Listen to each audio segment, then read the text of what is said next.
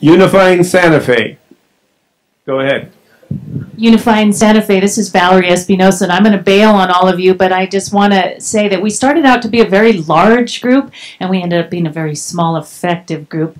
And I have to give all the credit to my co-chair, who should really be the chair, and this whole group. They're dynamite, and they deserve all the thanks and credit. Unifying is kind of a hard definition. People had a real struggle with that. They kept saying, you know, what is unify, and how are you planning to do this? But these guys put it all together. And thank you, Mayor, for allowing me to serve and be a part of your team, and you're doing a great job. Adios, amigos. Thank you, Valerie. So first of all, good afternoon, everybody. Thank you for being here. Mr. Mayor, thank you for giving us a topic that was really easy and digestible. Right? So my name is Ray Sandoval, and among other things, I'm the Zozobra event chairman and also the president of the Santa Fe Hispanic Chamber. And that's the stuff I do in my spare time. But I wanted to really quickly just let everybody introduce themselves, and then we'll get started. Hi there, I'm Meredy Talbot-Zorin, and my work experience is in policy driving opportunities for kids. Hi, I'm Marcy Iannarino, and I teach English at the community college, and I'm also our union president. I'm Ron Newman, and I'm an entrepreneur in the software and also involved in the schools. Hi everyone, my name is Maria Perez. I come from a background in health equity. I now work in democracy work, which I think of as a health equity issue. I'm happy to be here. Hello everyone, Malin Schuyler, founder and director of YouthWorks. Hi, Chuhi Rand with the Santa Fe Community Foundation, and the foundation has prioritized equity as our priority very recently, so we are excited to be partnering and working with the city in the future.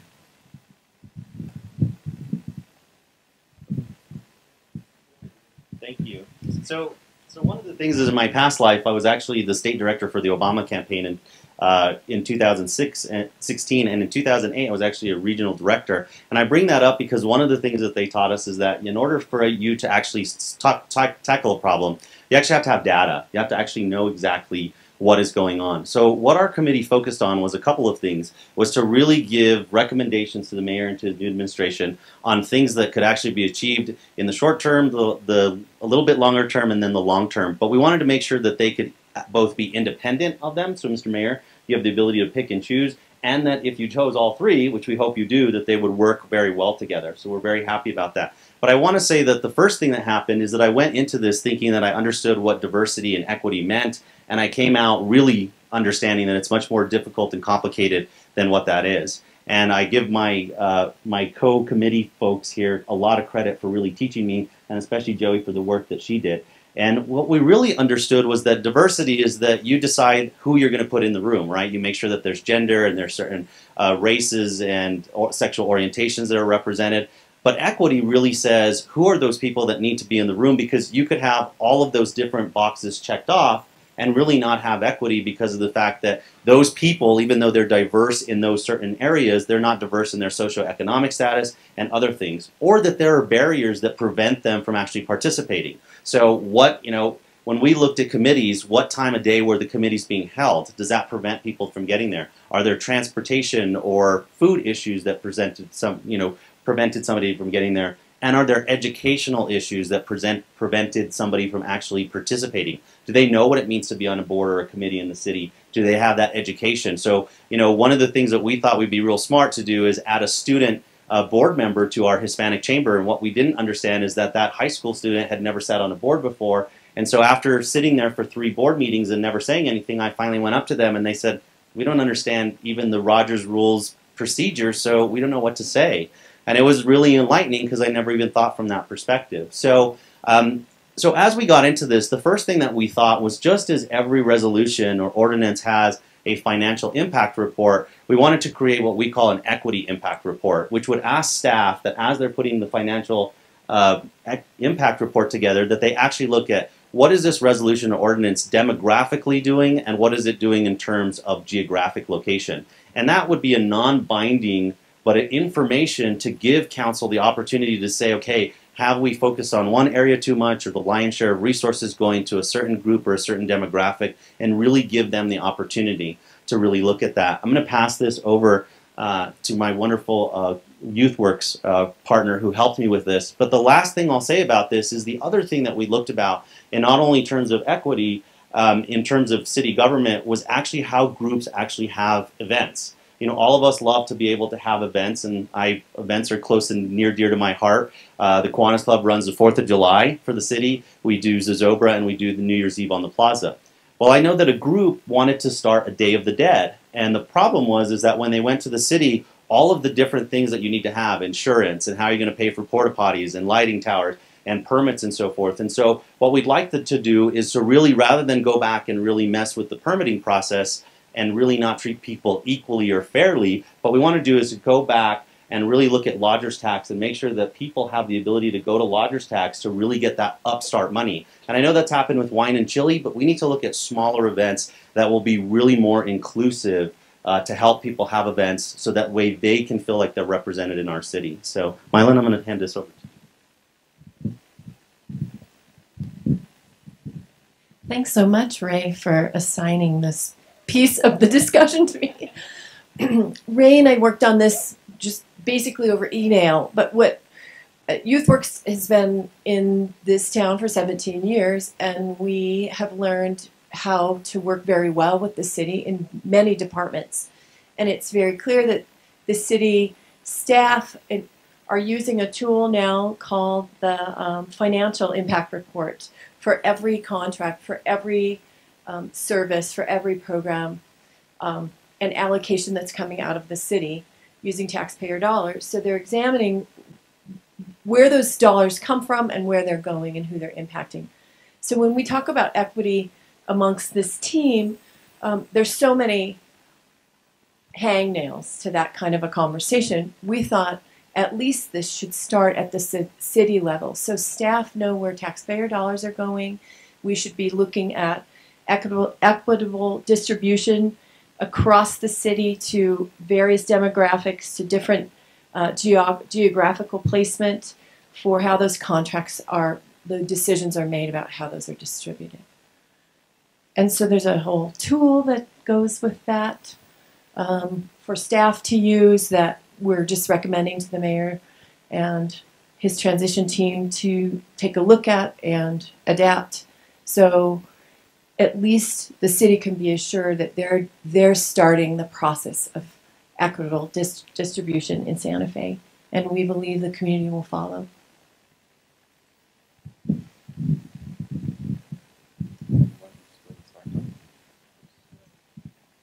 Across the country over the past decade, equity has gone from this abstract idea to a really burning political issue. Just take a look at our national politics on any given day. And this particularly matters in our city. We're such a richly diverse place with so many unnecessary divisions and real potential for shared progress. So our vision as a working group was, as Ray mentioned, to create a tool on equity that can be implemented immediately, and then also some comprehensive guidelines, some cross-cutting guidelines that can steer the city's priorities on equity and diversity, and finally an office for equity that would be implemented to ensure this work is implemented over the long term. So I'm going to briskly walk us through the guidelines. And in taking a look at what we wanted to develop, we drew from other cities, from Madison, Wisconsin, from New Orleans, from Oakland, California, and these guidelines specifically were adapted from the City of Eugene, Oregon's strategic plan on equity and diversity. So it's broken into three overarching categories: leadership, service delivery, policies and investments, and community engagement. The leadership is really about ensuring that equity is factored into the city's hiring and work priorities. So this includes, I won't mention all of the action items because it's pretty comprehensive, but I'll go through some of them. It includes infusing strong messages on diversity and equity into new employee orientations and public communications. And in the short term, developing a strategy to ensure that city boards and commissions are representative of the demographic diversity of our community.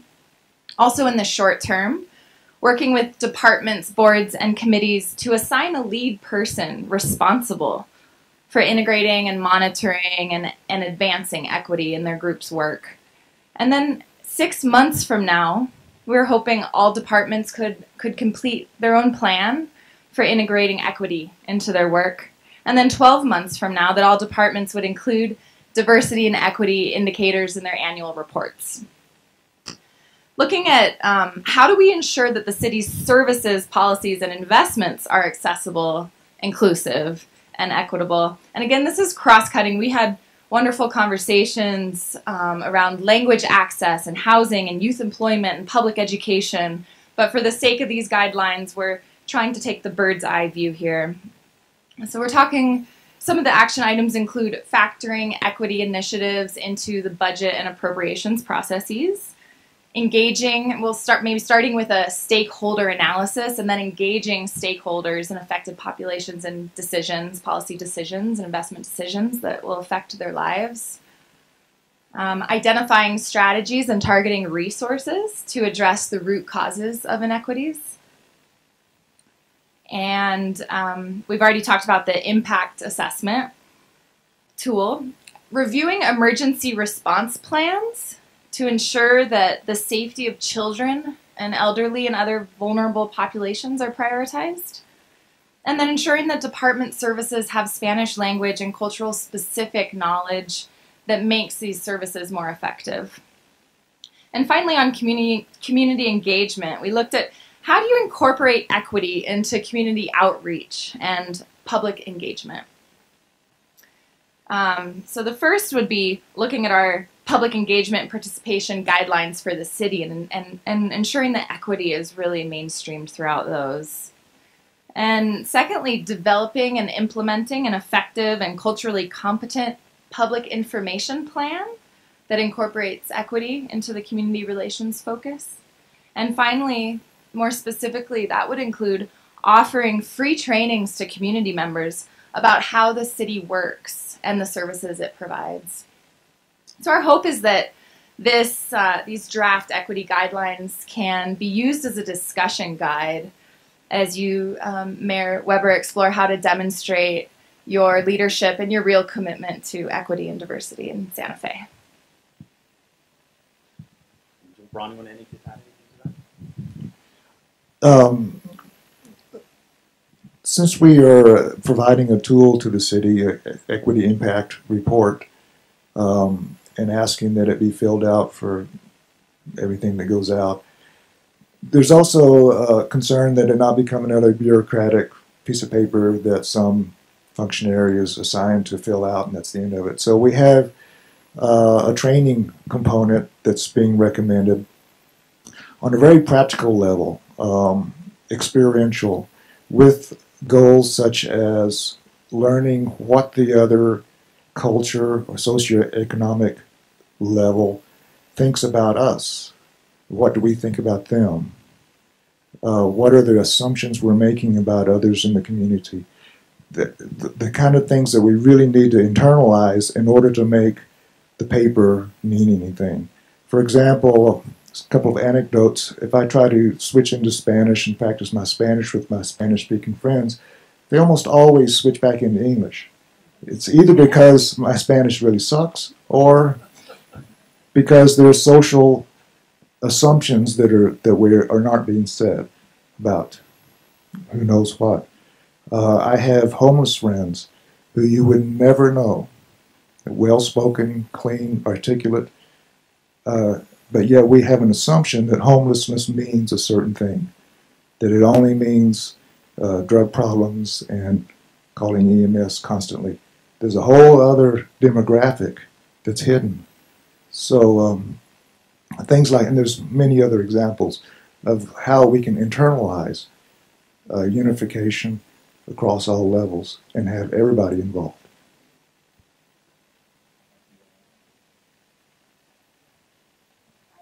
You know, my perspective is from the classroom in this community and working at the community college. We really do see a solid cross-section, I think, of all kinds of different people.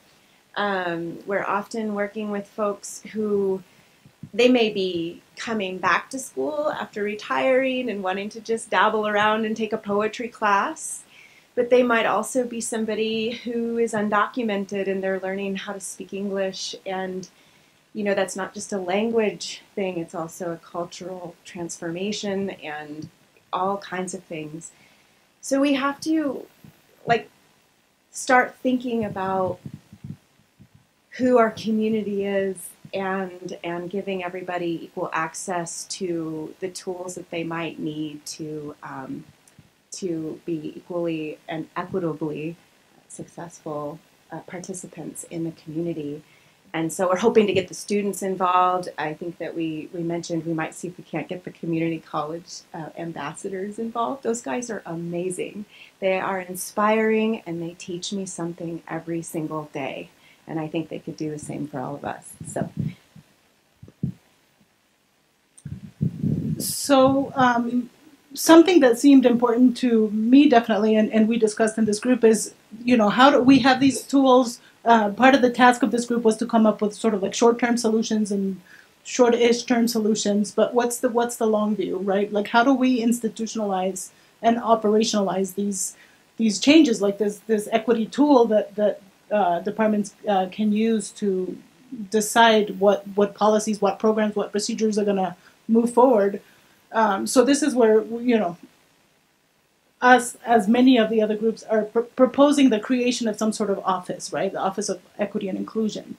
The idea behind that is just to have a dedicated city staff that is in charge of making sure that this practice grows in terms of how city staff across the board thinks about our community, is thinking through things through an equity lens, right? Who's at the table? I forget who said this. I think maybe it was Angela Davis. If you're not at the table, you're on the menu, right? This is something that we need to say. I mean, even in today's events, most people who are at the table are the usual suspects, and we don't see people who should be at the table and are actually on the menu on these groups. So we've done a lot of good work, and we still face that same barrier that we've been facing for years and years and years, which is we don't have the groups that are making decisions, the group that have some power to even make recommendations, boards and commissions, for example, are not representative of our community, that don't look like our community looks. So an Office of Equity and Inclusion, or some sort of city staffed, prioritized staffing to work on these issues would really help make sure that equity is and you know, the outcome of community unity is in the minds of everybody who works for the city, so that every contract, every RFP that goes out, every decision about where to put a playground, how to deal with our housing issues, how to deal with the education issues, what we're, you know, all the other groups have talked about, right? Public safety, restorative justice, all of these things really have to do with equity, right? So, like, if we can figure a way to institutionalize that, you know, our recommendation is through the creation of an office. That would be, I think, really positive for our community. It's been done in many other municipalities around the country with some great results. The idea is that any project, anything that comes in as a proposal to the city would have to then have like this equity tool filled out, like we talked about, and then the Office of Equity would review it and make a recommendation to the council or to whomever's going to make a decision about whether that should be approved or not. Looking into, you know, gender parity and racial equity and age, you know, all of the things that create barriers for our community. Yeah, sure. I guess I think echoing what Ron said, what we have put together is immediate tools, some comprehensive guideline, a way to institutionalize it for the long term with an office or a body. But at the end of the day, it's the people doing the work and people who are experiencing the change. So it really has to be more than what's on the paper, what's on requirement, check the box. It has to be embedded in the value of the people who are practicing it as core principles. And then you will see the culture shift and every practice change. Because if you think about what does equity mean, every time you do the work, it's not going to work, right? You forget what you have to do. So it has to be really embedded in the value. And I think there's a lot that as a mayor or a city government can do in signaling what's important to the community. So it's more than what you see in how decisions get made. It's every time you interact with the city government, you have a trust in city that you are looking at the benefit of all community and you are lifting the whole community. And often equity is viewed as an opposite of efficiency. But we truly believe that if equity really works in a way that addresses structural barriers, it's going to be the most long-term efficient investment we can make as a city. And when culture changes, actions take place without making an action agenda, right? So that's the goal. Okay, the time is up. We're now going to take questions. If you have questions, please write them down on the cards and hold them up, and Danila will pick them up, and the mayor will have the first question and any comment he wants to make. Thank you, working group. This is probably the most difficult of all of the working groups to grapple with, because it deals with embedded attitudes and behaviors and history and society at large, and here we are, a little microcosm of the country, and we're struggling to get our part as right as we can get it. And your suggestions and your observations, I think, are terrific and deeply appreciated. I think the last point about, let me reinterpret it slightly, about the efficiency and effectiveness of building equity into the way we live. We don't have enough, Santa Fe does not have enough human resources that we can leave anybody out. It's not like we have excess people. We don't have any excess people. And so what you're really touching on is the intrinsic value of every person who lives in Santa Fe and the recognition that they deserve as being that kind of a contributor to making our community better. And so you're calling on the mayor and the city council to find ways to tap everybody's potential and then build the inner connection so that we all work more productively together. I think it's interesting, I don't think I'm spilling the beans here. I think the city of Albuquerque is actually about to create an office of equity and inclusion in their city government. And it is a demonstration that this subject, like so many of the other ones that we've touched on this morning and this afternoon, while for a while they may have been lingering off the main stage, now are coming to the main stage of public life all over the country. The housing crisis is a national discussion. Equity is a national discussion. Public safety and how we treat everybody is a national discussion. Sustainability is a national discussion. And so your timeliness and your recommendations are, I really appreciate them very deeply. I really look forward to reading the documentation and the report. I really want to see the Eugene, Oregon material and see what we can learn to move toward adopting that kind of a equity lens in Santa Fe. I don't so much have a question as a thank you. And you have a couple questions, right? So Councilwoman Villarreal has been looking at how we can utilize a participating budget model to effectively engage the most underserved residents and include them in aspects of prioritizing our budget. Has this group looked at this model as part of an equity piece to our city values?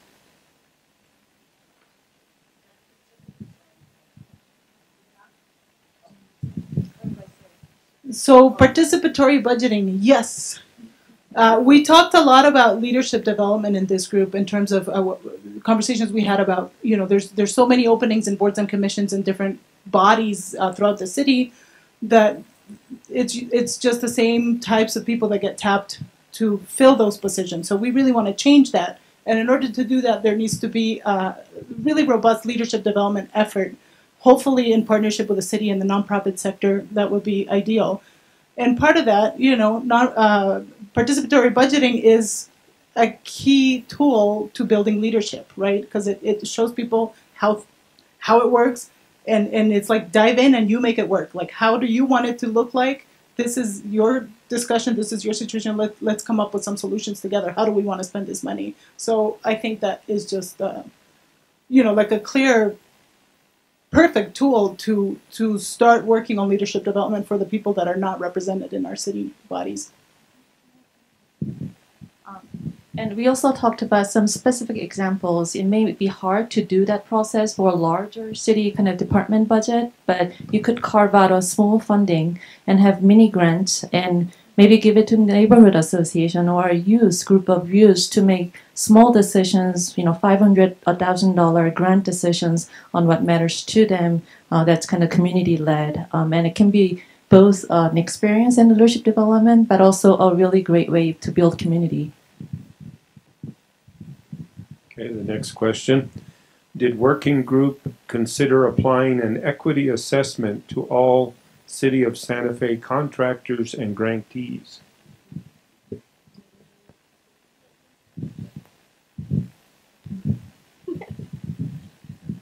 We did talk about, in fact, one of our action items is to conduct an equity impact assessment for all policies and investments. And then we kind of looked at each other like, whoa, that's really comprehensive.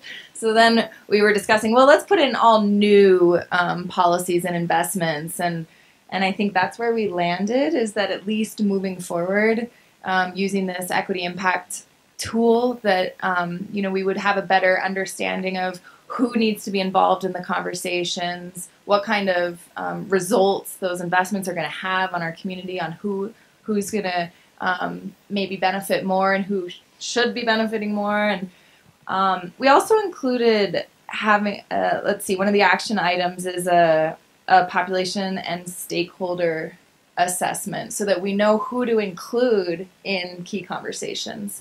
So that's something that our working group didn't have the time or capacity or directive to do an overall kind of equity impact or an equity assessment, equity stakeholder assessment for the city at large for all the existing policies and investments. But there's really specific tools, even just sets of 5 to 10 questions that people can be thinking about as they're developing policies and making budget decisions that we recommended using moving forward.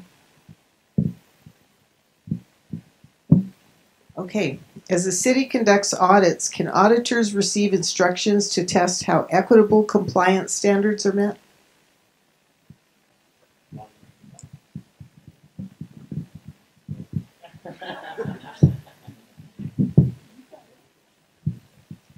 Well, if I understand the question correctly, that's covered already in what we're saying. That's what the equity impact report addresses. So yes. And one last question. Did this group consider the fact that we do not acknowledge the effects of historic trauma as it relates to past and current institutional and systemic racism and discrimination? To this end, what is your take on requiring implicit bias and anti-oppression training at all levels of government?